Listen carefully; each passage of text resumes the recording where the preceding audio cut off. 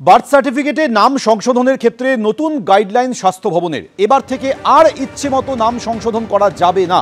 বিভিন্ন জেলা থেকে নাম সংশোধনের অনিয়মের অভিযোগের পর এই গাইডলাইন সিএমওএইচ, ডিএম এবং কলকাতা পুরসভার কমিশনারকে চিঠি দিয়েছে স্বাস্থ্য দপ্তর। সেই চিঠি রেখেছি আপনাদের সামনে, যেখানে একটি নতুন গাইডলাইন করে দিয়েছে স্বাস্থ্য ভবন, যেখান থেকে স্পষ্ট বলে দেওয়া হচ্ছে যে এবার থেকে বার্থ সার্টিফিকেটে আর ইচ্ছে মতো নাম সংশোধন করা যাবে না। বিভিন্ন জেলা থেকে নাম সংশোধনের অনিয়মের অভিযোগ আসার পর এই গাইডলাইন জারি করল স্বাস্থ্য ভবন।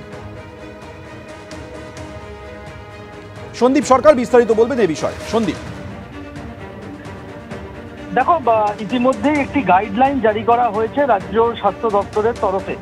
সেই গাইডলাইনে রাজ্য স্বাস্থ্য দপ্তরের তরফ থেকে বলা হয়েছে যে এবার থেকে নাম সংশোধনের ক্ষেত্রে এবং যদি নতুন করে বার্থ সার্টিফিকেটে কিছু পরিবর্তন করতে হয় তাহলে নতুন গাইডলাইন মেনে তা করতে হবে। প্রয়োজন অনুসারে ইচ্ছে মতো আর নাম সংশোধন করা যাবে না। রাজ্যের বিভিন্ন জেলার যারা স্বাস্থ্য আধিকারিকরা রয়েছেন, জেলা শাসক রয়েছেন, কলকাতা পুরসভার ক্ষেত্রে পুর কমিশনার, তাদেরকে উদ্দেশ্য করে একটি নির্দেশিকা জারি করা হয়েছে। সেই গাইডলাইনে বলা হয়েছে যদি কোনো শিশুর ক্ষেত্রে কোনো নাম ছাড়াই রেজিস্টারে তথ্য দেওয়া হয় এবং তারপরে যদি কেউ সেই নাম পরিবর্তন করতে চান তাহলে তার নির্দিষ্ট একটা গাইডলাইন মেনে করতে হবে। সেটা বাবা মার ডিভোর্স হয়ে গেলে সেক্ষেত্রে শিশু নাম আগে যে রেজিস্টারে যা থাকবে তার ক্ষেত্রে কোনোভাবে বদল বা সংশোধন করা যাবে না।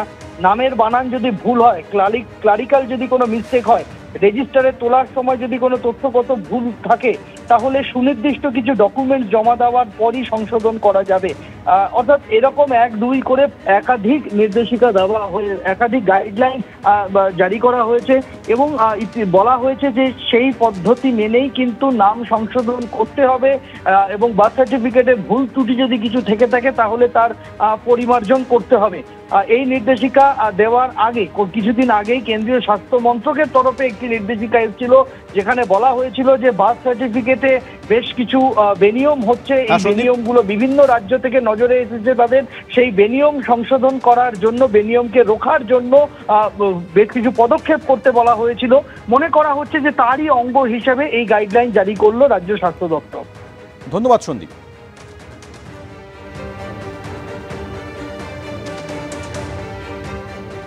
হিমাচল প্রদেশের একটি সংস্থার ওষুধ ব্যবহার করা যাবে না বলে জানালো স্বাস্থ্য দপ্তর। ওষুধ প্রস্তুতকারী সংস্থা অ্যাফি পেরেন্টালসের ওষুধ সরকারি হাসপাতালে ব্যবহার বন্ধ করার নির্দেশ জারি করা হয়েছে রাজ্যের তরফে। এ বিষয়ে আরো বিস্তারিত কথা বলবেন আমাদের প্রতিনিধি ঝিলম করঞ্জাই রয়েছেন। ঝিলম, কি কারণে এই সিদ্ধান্ত?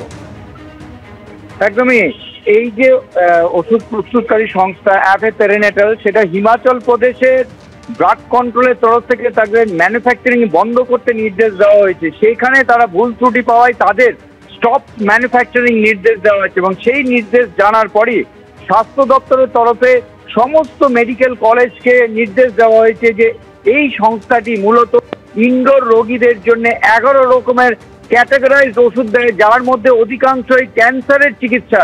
সেই কোম্পানির ওষুধ যাতে ব্যবহার না হয় এবং এই ওষুধ বিভিন্ন মেডিকেল কলেজকে লোকালি স্থানীয়ভাবে প্রকিওর করা অর্থাৎ কেনার নির্দেশ দেওয়া হয়েছে এবং কোনোভাবেই এই সংস্থার ওষুধ যেন কোনোভাবে ইনডোর রোগীদের ব্যবহার না করা হয় সেইটার নির্দেশ দেওয়া হয়েছে। ঝিলম, ধন্যবাদ।